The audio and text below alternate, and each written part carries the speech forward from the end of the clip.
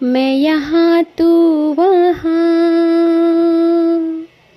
जिंदगी है कहाँ। मैं यहाँ तू वहाँ, जिंदगी है कहाँ। नींद आती नहीं, याद जाती नहीं। नींद आती नहीं, याद जाती नहीं। बिन तेरे अब जिया जाए ना।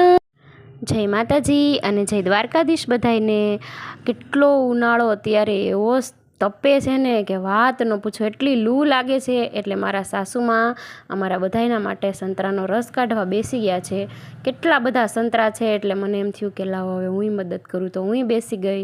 એટલા બધા સંતરામાં જો આટલો જ રસ નીકળ્યો, સાવ ઓછો રસ નીકળ્યો, અને છોતરા કેટલા બધા નીકળ્યા। અને આ ગરમીમાં હું તો રહી શકતી નહોતી। હોલમાં એસી હતું પણ મારા રૂમમાં નહોતું, તો તાત્કાલિક મેં મગાવ્યું એસી, અને જો મારા રૂમમાં સરસ મજાનું એસી ફિટ થઈ ગયું છે। હવે બસ ઠંડો પવન। અત્યારે તો એટલો ઉનાળો છે કે એસી એ લોકોના કામ કરતા નથી, અને એસી ફિટ કર્યા પછી મારો રૂમ જોઈ શકો છો તમે બધા કેટલો ગંદો થઈ ગયો છે। હવે મને એ ટેન્શન થાય છે કે આ રૂમ સાફ કેમ થશે, પણ મારા સાસુમાં અને મેં થઈને મસ્ત રૂમ સાફ કરી નાખ્યો।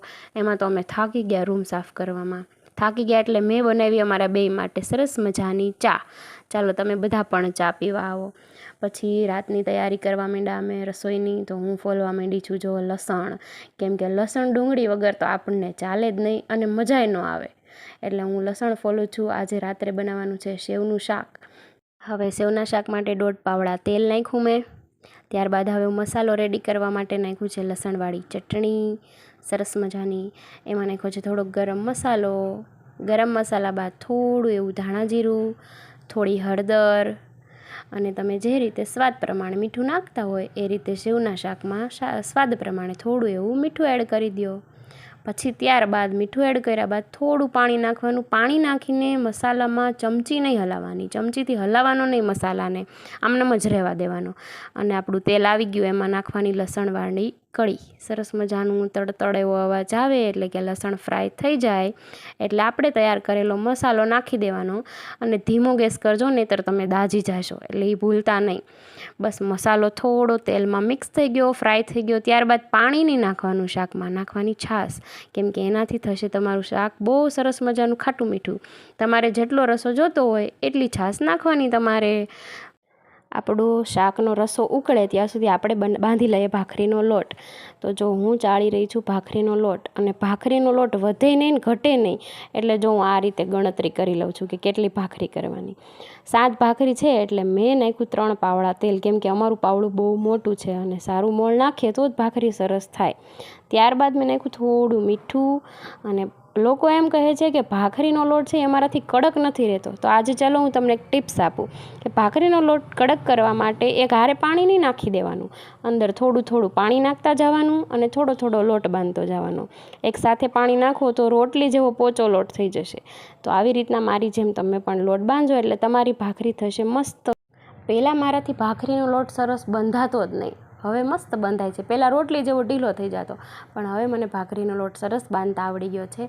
અને હાલો ભાખરીનો લોટ બંધાઈ ગયો એટલે મેં ભાખરી વણવાની શરૂઆત કરી દીધી છે। તો હું વણી રહી છું સરસ મજાની મારી ભાખરી।